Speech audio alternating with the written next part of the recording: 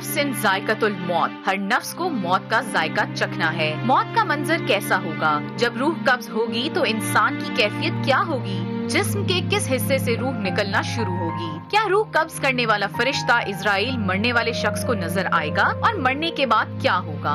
मरने के बाद से लेकर रोज़े महशर तक हमारा जिस्म किन तगय्युरात का सामना करेगा और आलम अरवाह में हमारी रूह किस हालत में अल्लाह के सामने पेश होगी? बाज़ रिवायात के मुताबिक जब कयामत आएगी तो एक कब्र से 100 मुर्दे उठेंगे। हजरत अली रज़ी अल्लाह ताला अन्हु से मनकूल एक रिवायत के मुताबिक इंसान मरने के बाद पहली दफा अपने आप को देखेगा। नेक अमाल और अमाले बद किस तरह मुर्दे के सामने आएंगे? एक हदीस के मुताबिक कब्र जन्नत के बागात में से एक बाग और दोज़ख के गढ़ों में से एक गढ़ा है। जन्नत और दोज़ख की खिड़की कब्र में किस तरह खोली जाएगी? मुर्दे का हिसाब उसकी मौत के फौरन बाद शुरू हो जाएगा या रोज़े महशर होगा? इन तमाम मौज़ूआत पर आज कुतुब ऑनलाइन में उलमा कराम की राय लेंगे।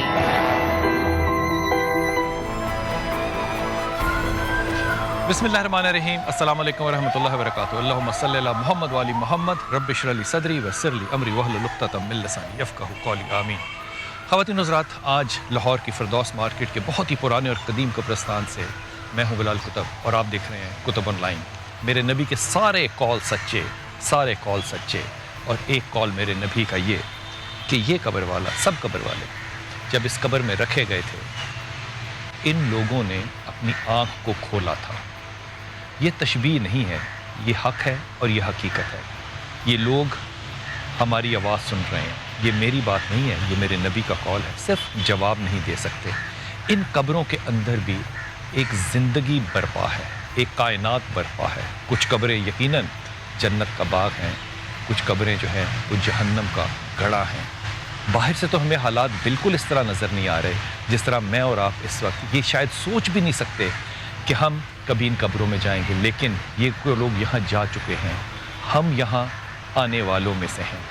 इनके साथ क्या हुआ ये जानने की काविश सिर्फ इसलिए है कि यही कुछ आपके साथ और मेरे साथ होना है। हम इसके लिए तैयार हैं या नहीं, अल्लाह आलम, लेकिन आज ये दुआ ज़रूर होगी कि हम इन चीज़ों के लिए तैयार हों इंशाअल्लाह। हमारे साथ इंतहाई मोहतरम डॉक्टर हुसैन अकबर साहब, हज़रत अस्सलाम वालेकुम, खैरियत से हैं आप? आज आपने बड़ी अच्छी बात की कि आज असल जगह पर आ गए। और हमारे साथ हैं प्रोफेसर अस्सलाम वालेकुम अब्दुर्रहमान साहब, खैरियत से हैं आप सर? और डॉक्टर रागिब नईमी साहब, अस्सलाम वालेकुम सर। आपकी इजाज़त से शुरू किया जाए डॉक्टर साहब से। हज़रत ये फरमाइए कि क्या हमें इस बात का इल्म है या मरने वाले को इस बात का इल्म हो जाता है कि वो मरने वाला है, उसको कुछ नज़र आता है? बिलाल साहब, सबसे पहले तो मैं जिस मकाम पे आपने बुलाया है, इसी मकाम के हवाले से मौला अमीरुल मोमिनीन अली इब्न अबी तालिब अलैहिस्सलातु वस्सलाम की एक गुफ्तगू जो है उससे इसका आगाज़ करना चाहता हूँ। आप सरकार जंग सफ़ीन से वापस तशरीफ़ लाए और वादी सलाम मस्जिद कूफा के करीब जो कब्रिस्तान है, दुनिया का सबसे बड़ा कब्रिस्तान, उसके किनारे कई मंजिलों का, वहाँ खड़े होकर अहले कबूर को मुखातिब करके फरमाया, जिस तरह इस वक्त ये हमारे सारे मुअज़्ज़ज़ मोहतरम प्यारे आराम फरमा रहे हैं, अल्लाह इनकी कब्रों को जन्नत के बागात में से करार दे। इस तरह खड़े होकर उनको मुखातिब करके फरमाया था, या अहल दियार अल मुहशा, ए वहशतनाक घरों के रहने वालों, या अहल मुग़फ़रा, ए उजाड़ और तंगो तारीक घरों के रहने वालों, या अहल तुरबा, ए खाक नशीनों, या अहल गुरबा, ए तन्हाई की ज़िंदगी बसर करने वालों। एक लंबा मुकालमा करने के बाद इरशाद फरमाते हैं कि मैं अली इब्न अबी तालिब तुम्हारी दुनिया से तुम्हारे लिए चंद खबरें लेके आया हूँ। तुम्हारी दुनिया से तुम्हारे लिए चंद खबरें लेकर आया हूँ। आपने इरशाद फरमाया कि तुम जब दुनिया से चले थे तो माल दुनिया छोड़ कर आए थे।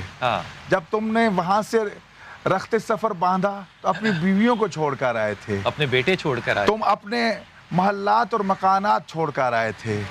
फरमाया अम्मल अम्वाल फ़क़द कुसिमत, जो माल छोड़ के आए थे बड़ा एहतराम किया तुम्हारे रिश्तेदारों ने, चेहलुम कर लिया, 40वें तक इंतज़ार कर ली, वो बांट के घरों में ले जा चुके हैं। अब अगर तुम वापस चले जाओ तो तुम्हें कोई एक पैसा भी नहीं देगा, वाला नहीं है। वह अम्मद दूर फ़क़द सुकिनत, जो घर थे, तुम्हारी कोठियाँ, तुम्हारे बेडरूम, तुम्हारे बंगले, वो सब के सब उसमें लोग अब बस चुके हैं, वो किसी और के हो चुके हैं। तुम वापस जाओ, तुम्हें वापस नहीं लौटाएगा।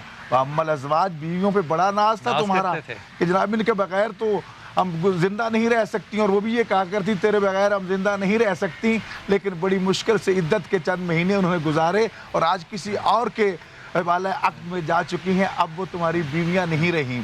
ये कहने के बाद इरशाद फरमाते हैं ये तो वो खबरें थीं जो तुम्हारी दुनिया की तुम्हारे लिए थीं। अहले कुबूर, क्या तुम्हारे पास हमारी दुनिया वालों के लिए भी कोई खबर है?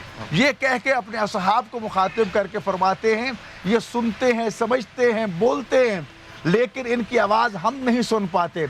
अगर इनको बोलने की इजाज़त दी जाए और हमारे कानों को सुनने की ताकत दी जाए तो ये सारे के सारे यक ज़ुबान यही कहेंगे ए दुनिया वालों इन्न खैर ज़ाद अत्तक़वा, कि आखिरत के लिए सबसे बेहतरीन ज़ाद राह जो है वो तक़वा है। हज़रत बहलोल का बड़ा अजीब सा वाक़या। मैं इस वाक़े पे आता हूँ, मुझे एक लम्हा दीजिएगा। ये जिस कब्रिस्तान का जिक्र कर रहे हैं, इस कब्रिस्तान में हमें जाने का इत्तफ़ाक़ भी हुआ, बल्कि अल्लाह ताला ने हमें इसकी ज़ियारत करवाई, क्योंकि इमाम अली करमल्लाह भी वहाँ पे, और वहाँ पे कई नबी और पैगम्बर जो है उस वादी सलाम में जो है वो मदफन है। उसमें एक ऐसी कब्र में जाने का इत्तफ़ाक़ हुआ जो कम से कम इस वक्त 7-8 मंजिलें उसकी थीं और उसमें सीढ़ियाँ उतरती थी। 2 या 3 मंजिलें उतरने के बाद यकीन कीजिए कि सांस जो है वो ख़त्म हो जाता है और आपकी इतनी हिम्मत नहीं पड़ती। ये जो लफ्ज़ वहशत है, जब तक आप उस कब्र में उतरे ना, आपको इस लफ्ज़ वहशत के मानी नहीं आ सकते। ताहिर भाई आप मेरे साथ हैं, बहुत शुक्रिया आपका। हुज़ूर ये फरमाइए कि हम अक्सर जब बात करते हैं मौत की, तो बहुत से लोगों का ये ख्याल है कि रूह जो है वो माथे से निकाली जाएगी, कुछ लोगों का ख्याल है कि वो पाँव से, अंगूठे से निकाली जाती है। जब फरिश्ता रूह निकालने के लिए, कब्ज़ करने के लिए आता है, पहले तो ये बताइए कि क्या कहीं ये रवायत मिलती है कि हम उसको देख सकते हैं और रूह जो है वो किस तरह से निकलती है, और इसकी तकलीफ भी कोई है या ये आसानी से निकल जाती है? बिस्मिल्लाहिर्रहमानिर्रहीम, नहमदुहु व नुसल्ली व नुसल्लिमु अला रसूलिहिल करीम, अम्मा बाद।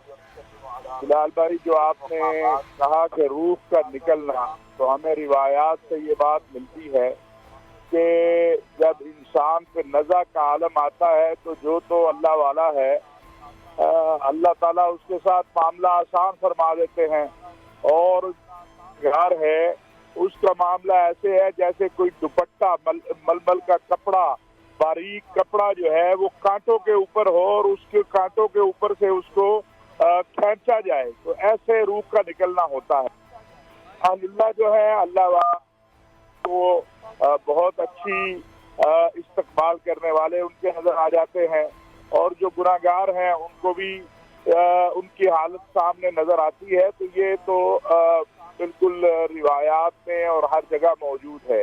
असल मसला ये है कि हम अपने ऊपर ये वक्त ले आए कि हमने जब जाना है उस वक्त हमारी कैफियत ये हो कि हमारी जुबान पर ला इलाहा इल्लल्लाह मुहम्मदुर रसूलुल्लाह हो, तो फिर तो यहाँ की जो रुखसती है वो भी आसान है और आखिर की मंजिलें भी आसान है।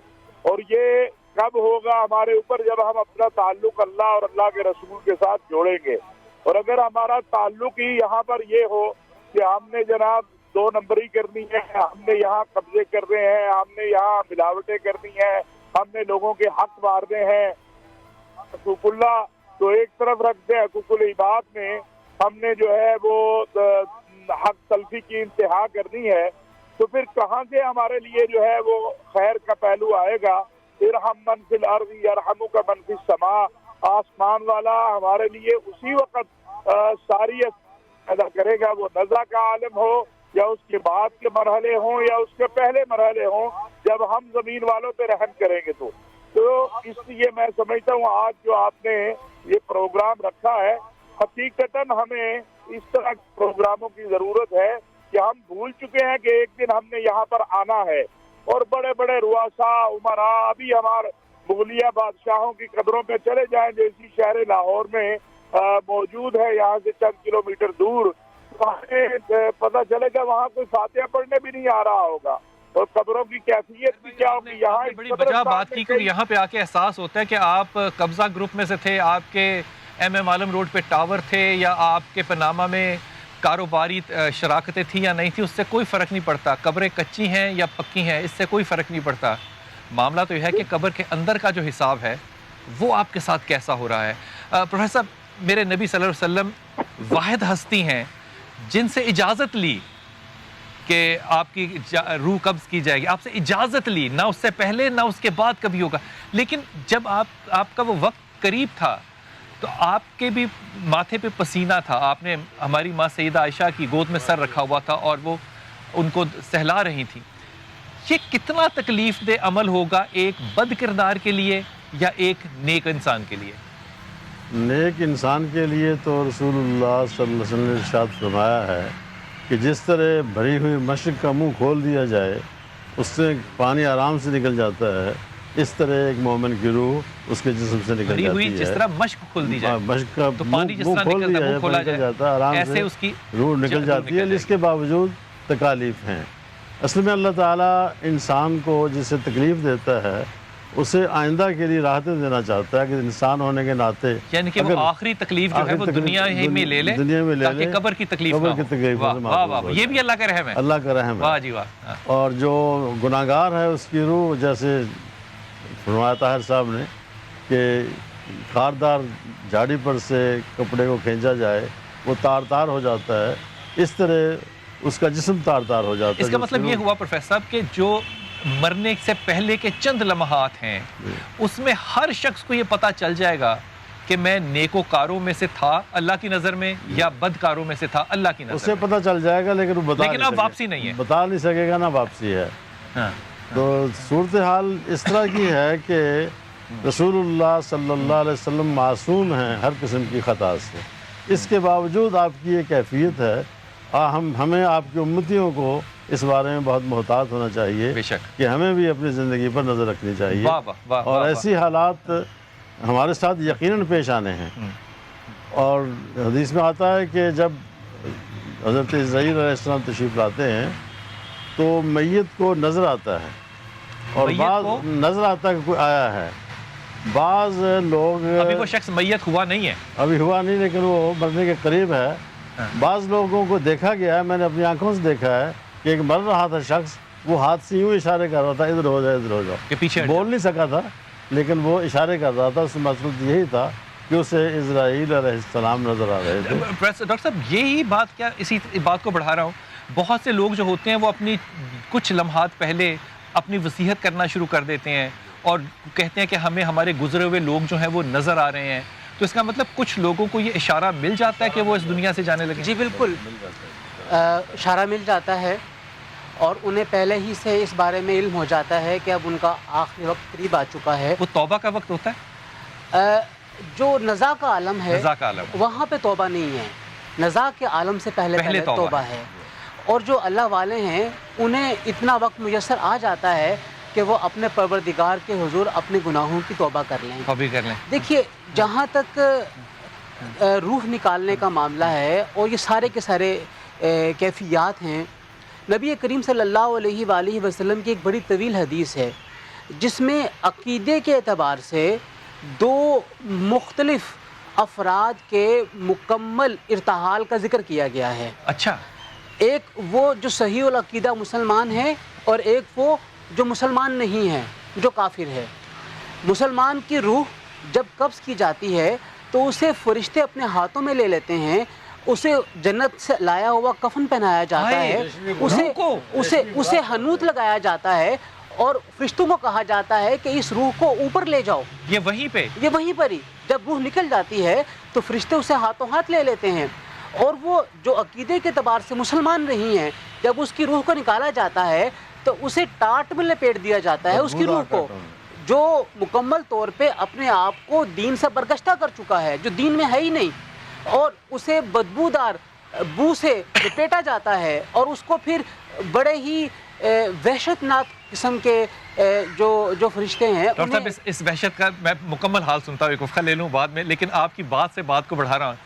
امجد صابری نے جب ساری زندگی مانگی کہ اللہ تعالیٰ مجھے نبی کی زیارت دے، مجھے یقین ہے میں جب علماء سے پوچھوں گا کہ اس وقت میں زیارت نبی ہوتی ہے، مجھے تو ایمان ہے اس بات کا کہ یہی ہماری شفاعت ہوگی انشاءاللہ تعالیٰ جب ہم نبی کی زیارت کریں گے. اس وقت تک پہنچنے کے لیے بھی مرنا ضروری ہے. وقفہ لیتے ہیں، واپس آتے ہیں.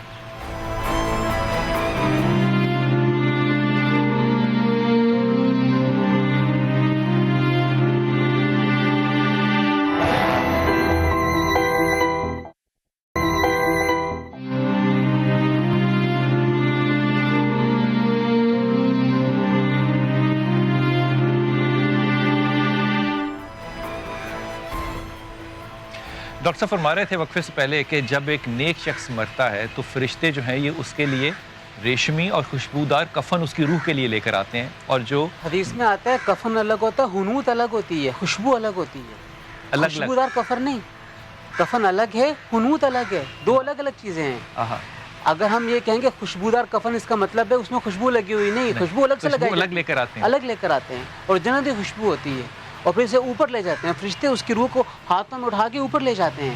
تو ڈاکٹر صاحب پھر اس کا مطلب آگے کا تو حساب ہو چکا ہوا نا؟ یہاں پہ کیونکہ جس کی یہ کیفیت ہے، اب اگلا مرحلہ ہے قبر میں ہونے والے 3 سوالوں کا جواب۔ اچھا مجھے یہ بتائیے کہ جب وہ مردہ مر گیا ہے، اب اس کی روح لے گئے ہیں جیسا بھی تھا، کیا وہ مردہ اپنے آپ کو دیکھتا ہے؟ وہ مردہ اس وقت نہیں دیکھے گا اپنے آپ کو، لیکن جب اسے قبر میں لٹا دیا جائے گا، قبر میں اسے اپنے غسل کا علم ہوتا ہے؟ اسے ہوتا ہے، اپنے غسل کا علم ہوتا ہے؟ حتیٰ کہ جب ہم اسے کفن میں ڈال کے قبر میں ڈال آتے ہیں، وہ اس بات کو محسوس کرتا ہے کون اس کے پاس آنے والے ہیں، کون اس کے پاس جانے والے ہیں۔ اسے فقہ کی اصطلاح میں ایک خاص لفظ ہے سماع موتا، مردوں کا سننا۔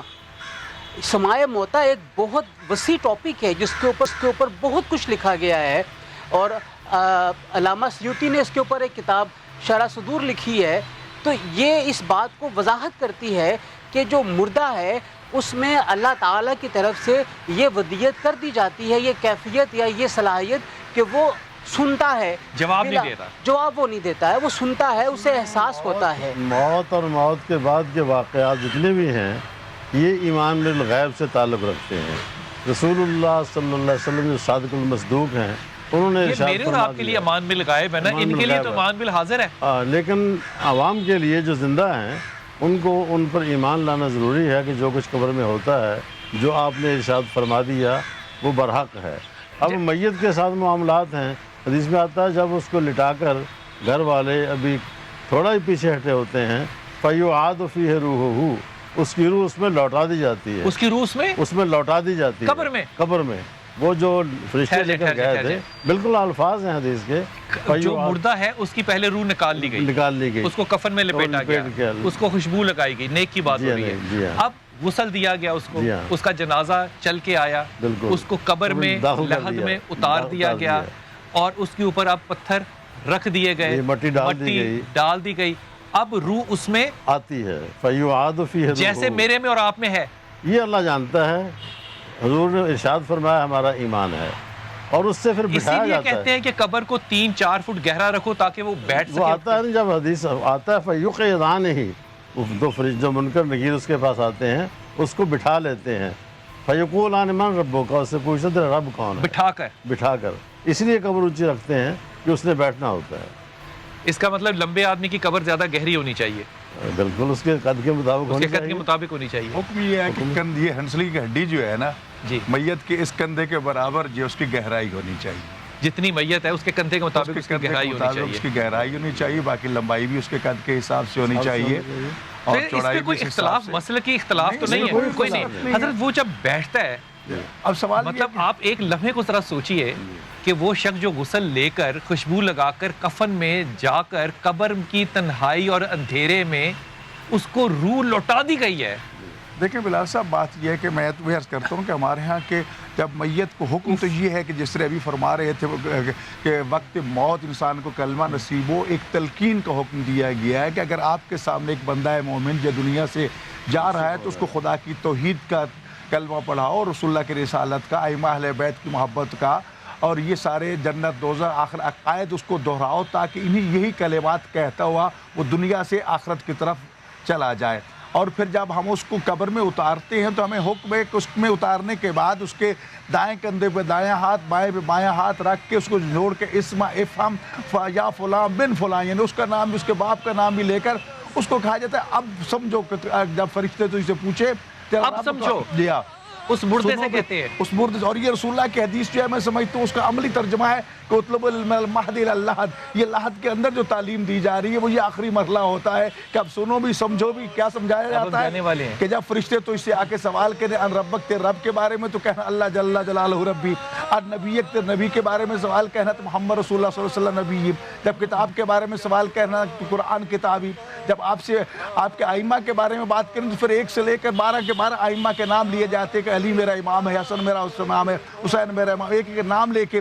اور یہ اس لیے کہا جاتا ہے تاکہ یہ تلقین اس کو ہو جائے. اور پھر جب یہ حدیث کے آخری حصے پہ عمل ہوتا ہے، لحد کے اندر بھی تعلیم دی جا رہی ہے، اور پھر قبر بند کرنے کے بعد جو ہے پھر بھی حکم ہے کہ جو وارث ہے میت کا وہ اس پہ بیٹھ کے یہی تلقین دوبارہ پڑھے، گویا کہ وہ سن رہا ہے. اور پھر جیسا کہ یہ کہا کہ وہ دیکھ رہا تھا کون کہاں موجود ہے کون نہیں ہے، اور پھر بول نہیں سکتا، جواب نہیں دے سکتا. جب ہر طرف سے مایوس ہو جاتا، رشتہ دار بھی چھوڑ کے اگر اچھا بھی خدا حافظ دوست بھی جا رہے، تو اس وقت اس کے اعمال سامنے آ جاتے کہ آپ پریشان نہ ہو، ہم پہ تو نے دنیا میں توجہ نہیں دی لیکن ہم تیرے ساتھ موجود ہیں. لیکن یہاں جس طرح موت کس حالت میں ایک منٹ میں مجسم ہو کر آتے، ایک صورت میں عرض کرنا چاہتا ہوں یہاں پر جس طرح یہ مشکل منازل بیان کی گئی ہیں، رسول اکرم صلی اللہ علیہ وآلہ وسلم کے اس فرمان کو ہم سبھی کو سامنے رکھنا چاہیے. آپ نے ارشاد فرمایا تھا کہ حبی و حب اہل بیتی ناف لا ثبات مواتنا، میری محبت اور میرے اہل بیت کی محبت جو ہے اے مسلمانوں، اے میرے امتیوں، تمہارے مشکل ترین احوال ہن عظیمہ، کہا انتہائی خوفناک مراحل پہ تمہارے کام آئے گی. ان میں سب سے پہلا مرحلہ عند الموت. آپ نے موت کا تعارف سنا کہ جس سے جھاڑی سے کپڑے کو کھینچا جائے تو وہ تار تار ہو جاتا ہے، لیکن مومن کے لیے موت جو ہے وہ انتقال کا سبب بنتی ہے کہ ایک منتقل ہوتی ہے ایک دنیا سے دوسری دنیا کی طرف، جس طرح پل سے مسافر گزر جاتا ہے. تو اس لیے کہا گیا کہ یہ ساری چیزیں مومن کے لیے، اور جیسا کہ امام جعفر صادق علیہ السلام کا فرمان ہے کہ دیکھو موت جو ہے یہ انسان کو ایک دنیا سے اس دنیا کی طرف منتقل کرتی ہے، لیکن انسان کو اپنی موت کو یاد رکھنا چاہیے، اپنی زندگی میں اپنا کفن تیار کرنا چاہیے، اپنی زندگی میں اپنی قبر تیار کر کے اس کو دیکھنا چاہیے کہ اصل میرا مقام یہ ہے، اور اپنے وصیت نامہ اس کو لکھ کے تکیے کے نیچے رکھنا چاہیے. گویا مسلمان مومن کو ہر وقت موت کے تیار رہنا چاہیے. اور فرماتے ہیں کہ 3 قسم کی بیماریاں ہوتی ہیں مومن کے لیے. ایک بیماری اس کے گناہوں کا کفارہ بنتی ہے، ایک بیماری اس کے درجات کی بلندی کا باعث بنتی ہے، ایک بیماری جو ہے اس کی موت کا سبب بنتی ہے جس کا کوئی علاج نہیں ہے. میں طاہر بھائی سے بات کروں، ایک جملہ صرف طاہر بھائی سے لینا. طاہر بھائی، بہت سے لوگ جو ہیں وہ اس وقت فون کر کے یہ پوچھنا چاہ رہے ہیں کہ ہم ان لوگوں کی آسانی کے لیے، ان کی بخشش اور مغفرت کے لیے کیا چیز پڑھا کرے، اور کیا وہ جو پڑھیں گے وہ ان کی بخشش کا ذریعہ بن بھی سکتی ہے؟ گزارش یہ ہے بلال بھائی کہ بلا شبہ جب آپ قرآن کریم پڑھیں گے، جب آپ ذکر اذکار کریں گے اور اس کا ایصال ثواب کریں گے، جیسے کچھ لوگ حج بھی کرتے ہیں، عمرہ بھی کرتے ہیں، تو یہ سب ثواب پہنچتا ہے. لیکن جس انسان نے انسانوں کا حق مار لیا ہے اس کو تو اس کا جواب دہ قیامت کے دن ہونا ہے، اور اس کے لیے راحت نہیں آ سکتی. ہاں، جو اعمال اس کے باقی ہیں اس عذاب میں اگر اس نے کسی کی حق تلفی کی ہے، یہاں حقوق اللہ کی ادائیگی نہیں کی، حقوق العباد کی نہیں کی، نافیہ کی ہے، اس میں کمی تو ہو سکتی ہے. یہ ایک ہوا کا جھونکا تو اسے لگ سکتا ہے، لیکن اگر وہ یہ کہے کہ اس نے دنیا میں انسانوں کے حق مارے ہیں اور آپ اس کے پیچھے والے اس کے لیے ایصال ثواب کریں گے تو اس کی برات ہو جائے گی، تو وہ برات اس وقت تک ممکن نہیں ہے جب تک اس حق بات کو اس کا حق نہیں ملے گا جس کی حق تلفی ہوئی ہے. اس لیے میں سمجھتا ہوں ابھی جو علامہ صاحب نے کہا کہ بہت ضروری یہ ہے کہ ہم دنیا میں اپنے معاملات کو سیدھا رکھیں، اپنی وصیتیں اپنے تکیوں کے نیچے رکھیں، اور یہ بہت اعلیٰ بات ہے. میں بلال بھائی عرض کرنا چاہتا ہوں، میں نے بڑے بڑے نیک لوگوں کو، اچھے لوگوں کو، علم والوں کو، تقویٰ والوں کو دیکھا ہے، وہ جب دنیا سے جاتے ہیں اور وصیت نہیں کر کے جاتے ہیں تو پیچھے ان کی اولاد مال پہ لڑ رہی ہوتی ہے، بجائے اس کے کہ وہ اپنے باپ کو قبر میں اتاریں اور اس کے لیے کچھ پڑھے. وہ اس پہ فکر مند ہوتے ہیں کہ اس کے مال سے حصہ کیسے ملے گا، اس کے مال سے زیادہ چیز کیسے آئے گی. تو ہمیں اس دنیا میں اپنے اولاد کی، اپنے گھر والوں کی تربیت بھی اس نہج پہ کرنی چاہیے کہ وہ ہمارے لیے صدقہ جاریہ بنے، اور جو اس دنیا میں نیک عمل کیا جائے گا وہ صدقہ جاریہ ہوگا. جو کوئی بنائے گا یا یتیم خانہ بنائے گا یا کسی غریب کے بچے کو تعلیم دلوائے گا، کسی یتیم کے سر پہ ہاتھ رکھے گا، جو نیک عمل کر کے جائے گا وہ اس کے لیے صدقہ جاریہ ہوگا. اور سب سے بڑا صدقہ جاریہ تو اپنی اولاد اگر اس کی اصلاح کی جائے، اس کی تربیت کی جائے اور اس کو قرآن و سنت سے جو ہمیں راستہ بتایا ہے سیرت مصطفیٰ صلی اللہ علیہ وسلم سے. علامہ صاحب بالکل ٹھیک، اور آپ کی بات سے میں یہ سمجھا کہ اگر علماء کرام بھی سڑک کو بند کریں گے اور مجھے اس سے تکلیف ہوگی تو پوچھا تو ان سے بھی جائے گا کہ آپ نے میری تکلیف کیوں میرے لیے پیدا کی. حضرت جی خلاف بات نہیں کرنی، اس بات ختم ہو جائے گی پھر جی کہ تمام اہل سنت علماء کا یہ متفقہ فیصلہ ہے کہ قبر میں 3 سوال ہوتے ہیں. باقی رہا اہل بیت کی محبت، یہ ایمان فیصلہ کا اللہ کا نہیں ہوگا.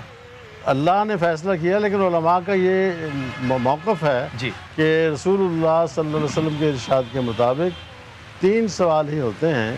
اہل بیت کی محبت ایمان کا حصہ ہے، وہ اس کو فائدہ ضرور پہنچائے گی، لیکن قبر میں اس کے بارے میں سوال نہیں ہوگا. دوسری گزارش یہ ہے کہ بخشنے کے لیے اللہ تعالیٰ کے وہ بہانہ چاہیے. اگر کوئی بندہ صحیح بات کرتا ہے تو اللہ تعالیٰ اسے معاف بھی کر دے گا.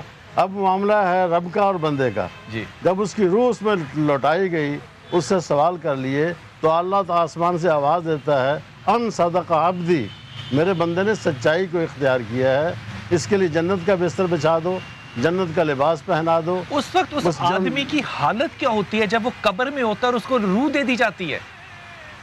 اس کی کیفیت مجہول ہے، اس کے بارے میں کچھ نہیں کہا جاتا. مومن کے لیے جب مبشر و بشیر، منکر و نکیر، یہ 2 قسم کی اصطلاحات فرشتوں کے حوالے سے بیان کی جاتی ہیں کہ مومن کو بشارت دینے کے لیے آتے ہیں. میں اس ہوش میں منکر نکیر کو دیکھ لوں، میں مر جاؤں. پھر انسان وہ قبر میں، اندھیرے میں، کفن میں، تنہائی میں جب ان کو دیکھوں گا میرے اوپر سے کیا گزرے گا. دیکھیں جیسے کبھی آپ نے سوال کیا ہے نا کہ یہ اعمال کس طرح داخل ہوتے ہیں، تو بات وہی ہے کہ یہ اعمال انسان کے ساتھ داخل ہوتے ہیں. اس کی نماز، اس کا روزہ، اس کا حج، اس کا زکوٰۃ، اور سب سے پہلے عقیدہ ہے.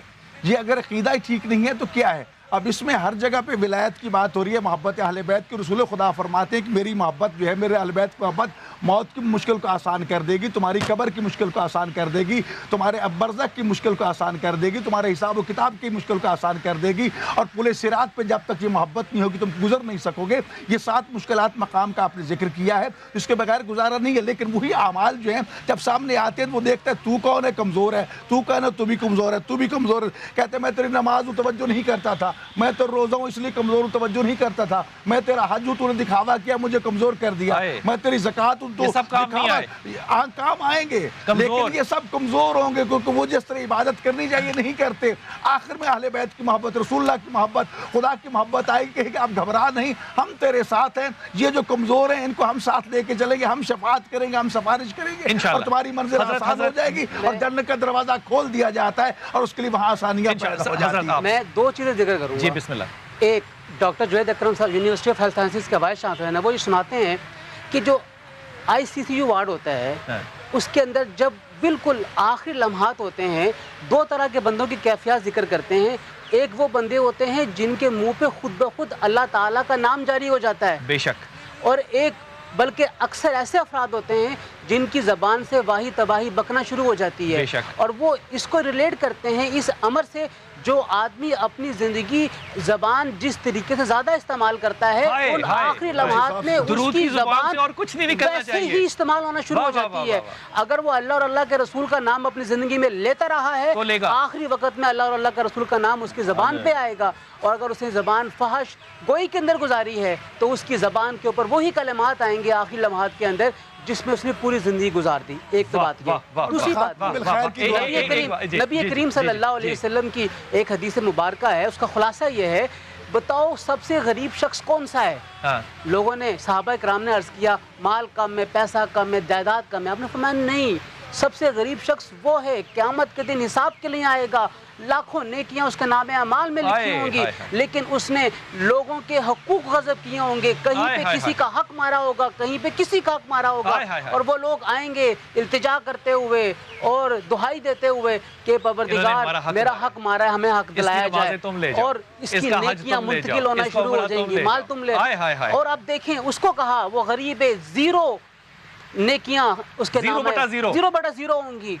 وہ लाखों ने नमाजी लेके था, आया होगा। हाजी था, सब इबादत गुजार चीजें था, थी। लोगों के हक मारे, सब गजब चीजें किए। उनको दी गई जिनके और हक मारे। ये उन तमाम लोगों को सोचना चाहिए जिनके हाथों में हकूक हैं कि वो किस तरह उनके हकूक गजब कर रहे हैं, कि वो अल्लाह ताला के हुजूर क्या जवाब देंगे उन हकूक के बारे में। इस पे एक जरा सी बात सोचिएगा कि वो तमाम हमारे काजी, वो काजी एक बाप हो, एक माँ हो, या वो काजी जो है वो चीफ जस्टिस हो, इनका एक दिन का फैसला जो है ये इनकी लाखों साल की जिंदगी को कैसे आगे गुजारेगा, ये आपको सोचिए।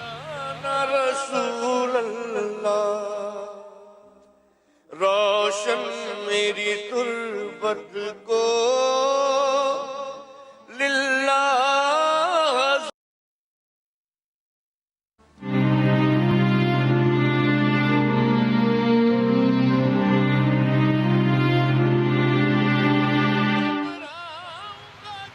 अगर पूछ सकता तो अमजद साबरी से ज़रूर पूछता कि ज़ियारत नबी जो थी जब हुई कब्र में, तो वो लम्हात उसके ऊपर कैसे गुजरे होंगे। लेकिन इस बात को पूछने के लिए भी मौत तक का सफ़र जो है वो करना पड़ेगा। ये जिस जगह हम बैठे हैं ये फिरदौस मार्केट का कब्रस्तान है, और इस कब्रस्तान की जो जगह है वो ख़त्म हो चुकी है।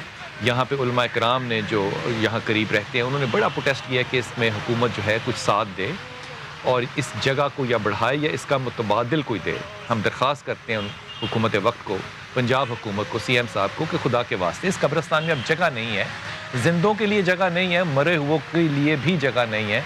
इसके लिए कुछ थोड़ी सी एहतियात करें अपनी कब्र को आसान करने के लिए। ज़ुबैर भाई अस्सलाम वालेकुम। जी वालेकुम सलाम व रहमतुल्लाह। ज़ुबैर भाई, बात हो रही है कब्र की और कब्र के अंदर के हालात की। ये बात यहाँ तक हो गई कि नेक आदमी के लिए कफन भी आएगा जन्नत से, उसके लिए खुशबू भी आएगी, और ये बात भी हो गई कि कब्र में जब वो उतरेगा तो उसको रूह लौटा दी जाएगी, फिर मुनकर और नकीर होंगे। एक रवायत में मैंने ये भी पढ़ा कि जो बहुत सी चीज़ें उसको बचाने वाली होंगी उसमें एक उसका शुक्र या उसका सब्र भी होगा। हुजूर ये फरमाइए कि जब कब्र में लेटा हूँ मैं और मुझे मेरी रूह को लौटा दिया गया है, तो मेरे लिए तो वो हालात बिल्कुल अचंबा होंगे ना, बिल्कुल ही अचंबा होंगे। मैंने तो उन हालात में से कभी पहले गुजरा ही नहीं, और उस खौफ की, मुझे लग रहा है शायद खौफ हो या ना हो, मुझे नहीं पता, फरमाइए, उस खौफ की हालत में मुझसे जब 3 सवाल होंगे तो मैं तो खौफ की हालत में हूँगा, मैं सही जवाब कैसे दूंगा? देखिए बात यह है कि आप के पास अगर उस कायनात की और उस दुनिया की करेंसी होगी तो फिर आप वहाँ की सारी दौलतें खरीद सकेंगे। अगर वहाँ की करेंसी आपके पास नहीं है, ज़ुबैर, क्या तो बात फिर है, आप गरीब उद्दियार होंगे, परेशान होंगे। वाह वाह वाह। और वहाँ की करेंसी यहाँ के अमाल हैं। जो सवाल आज आपने किया बेआईन ही यही सवाल, बिल्कुल इन्हीं अल्फाज के साथ आप सवाल कर रहे थे, मुझे याद आया जलीलुल कदर ताबई हैं हजरत हाजिम रहमतुल्लाह अलैह, उनसे वक्त के बादशाह हारून रशीद ने सवाल किया कि यार ये बताओ, जब कब्र में लेटने का तसव्वुर मैं करता हूँ तो परेशान हो जाता हूँ। सहाबा के बारे में हम पढ़ते हैं जब कब्र का तसव्वुर आता था चेहरे पे मुस्कुराहट और खुशगवारी आ जाती थी। ये क्या माजरा है, वो खुश होते हम परेशान होते थे, क्या मसला है, इसके अंदर क्या फलसफा? तो हजरत हाजिम रहमतुल्लाह अलैह जिन्होंने सहाबा की हयात और सहाबा की सोहबत पाई हुई थी, उन्होंने कहा देखो भाई इसको एक मिसाल से समझो। मिसाल ये है कि अगर कोई आदमी आला दर्जे की नेमतों के अंदर हो, आसाइशों में हो, और उसको कहा जाए तुमको यहाँ से निकाल कर जंगल बेयाबान के अंदर भेजा जाएगा, वीरानियों के अंदर भेजा जाएगा, तो उसके चेहरे पे परेशानी आ जाएगी। और अगर एक आदमी जंगल बेयाबान वीरान सहरा और वीरानी में बैठा हो और उसको कहा जाए भाई तुमको आला दर्जे के शहर में नेमतों में, खाने में, पीने में, आसाइशों में, सोफा सेट में आला दर्जे की नेमतों में भेजा जाएगा, तो उसके चेहरे पर मुस्कुराहट आएगी। मसला ये है कि उन्होंने कहा सहाबे कराम ने दुनिया को तो वैसा जैसा तैसा था इसको रखा, इसको वीरान, लेकिन आखिरत को आबाद किया हुआ था। जब आखिरत उनकी आबाद थी, अब जैसे ही आखिरत का तसव्वुर उनके चेहरे पर आता, कब्र के अंदर लेटने का तसव्वुर आता, वो बड़े खुश होते थे कि हमें वीरानियों से निकाल कर आबादी की तरफ शिफ्ट किया जा रहा है।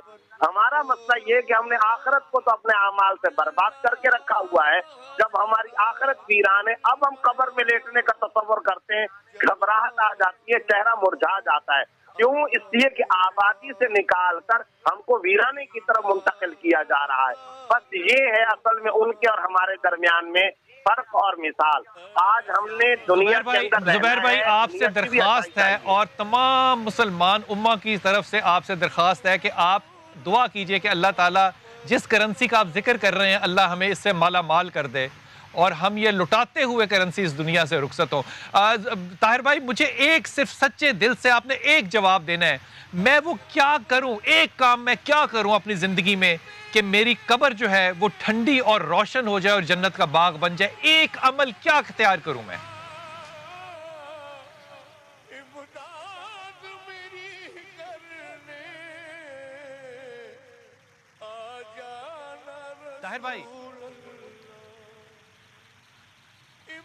طاہر بھائی آپ کو آواز آ رہی ہے؟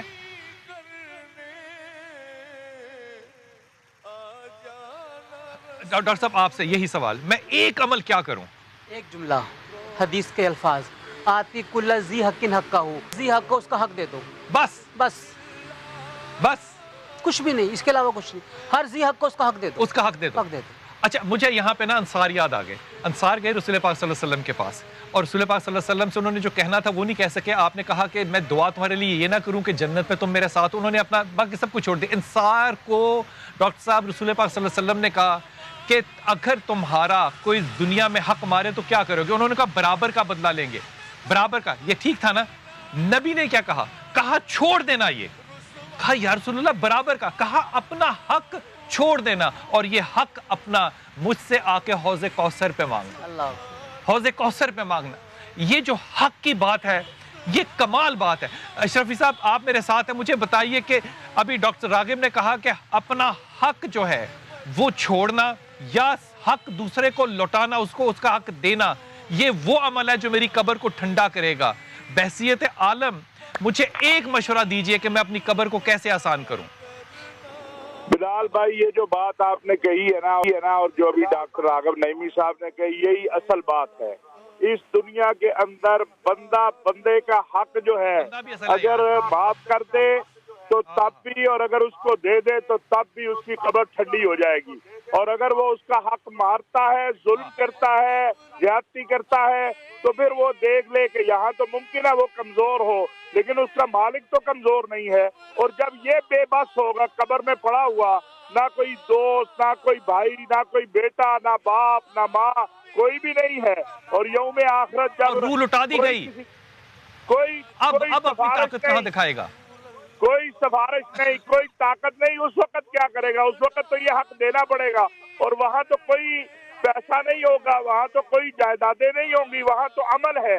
ایک شخص, جیسا کہ ابھی پہلے بھی علامہ صاحب فرما رہے تھے, ایک شخص آئے گا بہت نیکیوں کے ساتھ اور پھر آہستہ آہستہ آہستہ پتہ چلے گا کہ ساری نیکیاں چلی گئی, نیکیوں کا پلڑا جو تھا جو بہت نیچے تھا وہ اوپر آ گیا اور برائیوں کا پلڑا جو ہے وہ بھاری ہو گیا. تو ہمیں اپنے, اور یہ حق خالی یہ نہیں ہے کہ آپ نے جا کے کسی کا پیسہ مار لیا, کسی کی جگہ پہ قبضہ کر لیا. حق یہ بھی ہے کہ اولاد کا حق ہے آپ پر, ماں باپ کا حق ہے آپ پر, پڑوسی کا حق ہے آپ پر, آپ کے ملازمین کا حق ہے آپ پر, اور ملازمین کا حق ہے اپنے مالک کا حق ہے ملازمین پر, بیٹے کا حق, جس طرح بیٹے کا باپ کا بیٹے کے اوپر حق ہے, بیٹے کا حق باپ پر ہے. ہم سب کو یہ پہچان کرنی چاہیے اور یہ پہچان تبھی آ سکتی ہے جب ہم کمال ہے. ڈاکٹر صاحب آپ کی بات کو بڑا کر رہا ہوں. ڈاکٹر صاحب آپ سے یہ سوال ہے, دیکھیے آج چاروں علماء کرام, پانچوں علماء کرام جو ہے, کسی نے یہ نہیں کہا کہ نمازیں وقت پہ پڑھو, کسی نے نہیں کہا حج پہ جاؤ, کسی نے نہیں کہا کہ فلاں کام کرو, نیازیں زیادہ دو. سب نے کہا ہے حق دے دو, حق نہ مارو, حق دے دو. یہ اللہ کا حق ہے, یہ تمام حقوق ہیں. آج دنیا میں موجود ہیں. آج اس قوم کو بتائیں کہ وہ کیا عمل اختیار کرے پریکٹیکلی جس سے ان کی قبر جب ہم یہاں پر آئے تو ہمیں آسانی ہو, ہمیں مشکل نہ ہو. جہاں تک آسانی کا تعلق ہے وہ تو یقیناً کتاب و سنت پر عمل کر کے ہی ہو سکتی ہے. جیسے وہ کہا, انہوں نے کہا تھا جیسے سرمایہ ہوگا ویسا وہاں جا کر سلوک ہوگا. جو رسول اللہ صلی اللہ علیہ وسلم نے ایک پیغام دیا ہے وہ میں پیغام دینا چاہتا ہوں. بسم اللہ. لقنوا موتاکم بلا الہ الا اللہ. اپنے مرنے والوں کو لا الہ الا اللہ کی تلقین کرو. پھر تلقین کا بھی طریقہ بتا دیا. یہ نہ کہو کلمہ پڑھ، ہو سکتا ہے مدہوشی کے عالم میں کلمہ پڑھنے سے انکار کر دو. اس کے پاس بلند آواز سے کلمہ پڑھو تاکہ اس کی زبان پر بھی جاری ہو سبحان جائے. اللہ سبحان اللہ. جب کسی نے مرتے دم کہہ دیا کہ اللہ کے سوا کوئی عبادت کے لائق نہیں، حضرت محمد صلی اللہ علیہ وسلم اللہ کے رسول ہیں، اس کی اطاعت بھی ہو گئی، عبادت بھی ہو گئی، حقوق بھی ادا کر دیے. کمال ہو گیا. ڈاکٹر صاحب انشاءاللہ کیا پیغام ہوگا کہ ہم قبروں پیغام میں میں آسان سمجھتا ہوں کہ اس وقت ہم جس مقام پہ بیٹھے ہیں منزل آخرت ہر ایک کی یہی یہی ہے. حال ہے. میرے ایک طرف ایک شیعہ کی قبر ہے، سامنے ایک بریلوی کی قبر ہے، ایک دیوبندی کی قبر ہے، ایک اہل حدیث کی قبر سچ کہہ رہے ہے. ہیں. یہ سارے مسائل اور کہ کسی کو جہاں مسئلہ نہیں ہے. کوئی آپس میں لڑتا نہیں ہے، کوئی بھڑتا نہیں ہے، کوئی کسی کو گالی گلوچ نہیں کرتا، کوئی شکوہ شکایت نہیں ہے، کوئی غیبت چغل خوری نہیں ہے. تو عزیزان گرامی اصل منزل تو یہ ہے خدا را اپنے اندر وحدت پیدا کیجئے. ایک چیز. دوسری بات یہ ہے کہ اپنی آخرت کے لیے توشہ آخرت دنیا سے بھیجنا ہے. حضرت علی ابن ابی طالب علیہ السلام اپنے بیٹے حضرت محمد حنفیہ کو وصیت فرماتے ہیں کہ دنیا میں ایسے امین تلاش کرو کہ ان کے حوالے امانتیں کرو جو روز قیامت تمہارے کام آئیں گی. اور حقوق العباد کی جو بات ہو رہی ہے، دیکھو حقوق اللہ تو اللہ معاف کر سکتا ہے، لیکن حقوق العباد جب تک بندے معاف نہیں کریں گے معاف نہیں ہوگا، قتل معاف نہیں ہوگا. اس لیے حقوق العباد پہ بھرپور توجہ دینا چاہیے. ان اہل قبور کا بھی حق ہے ہم پر. اور فرمایا، دیکھو ایک بڑا عجیب جملہ ہے. امام زین العابدین علیہ السلام سے کسی نے پوچھا گناہ چھوڑنا چاہو تو چھوٹتے نہیں. فرمایا قبرستان چلے جایا کرو، گناہ چھوٹ جائیں گے. لیکن افسوس کہ آج یہ قبرستان گناہوں کے ماجگاہ بن چکی ہے. بہت شکریہ. ہم کتنے مردہ ہو چکے ہیں، ہمیں زندہ ہونا چاہیے. ان تمام لوگوں کے جن کے حق میرے ذمہ ہے اور میں پورے نہیں کر سکا، میں ان سے معافی بھی اور اللہ سے توبہ بھی کرتا ہوں، اور کوشش کروں گا کہ میں جو خطائیں ہوئی ہیں ان کو پورا کر سکوں. سچے دل سے بات کہہ رہا ہوں. لیکن ایک بات کو ذہن میں رکھیے گا کہ آج جو ہمارے 5 علماء کرام نے، یہ میں اپنے گمان سے کہہ رہا ہوں اور آپ کو گواہ بنا کے کہہ رہا ہوں، جو ہمارے 5 علماء کرام نے آج یہ باتیں کی ہیں، میرے خیال میں اگلے 5 سال کے لیے یہ ہمارا خطبہ جمعہ ہونا چاہیے. جس اتحاد سے اور جو پیغام دیا ہے ان لوگوں نے، یقین کیجئے یہی ہماری تعلیم ہے، یہی ہماری تربیت اور یہی ہمارے ایمان کا حصہ ہے. خدا کرے کہ آج اس قبرستان سے جب ہم رخصت ہوں اور جب اس میں واپس آ رہے ہوں تو ہم ان تمام باتوں کے ساتھ آ رہے ہوں کہ ہمارے جنازے ہلکے اور قبریں ٹھنڈی ہو انشاءاللہ تعالی. گھبراؤں گا جب تنہا امداد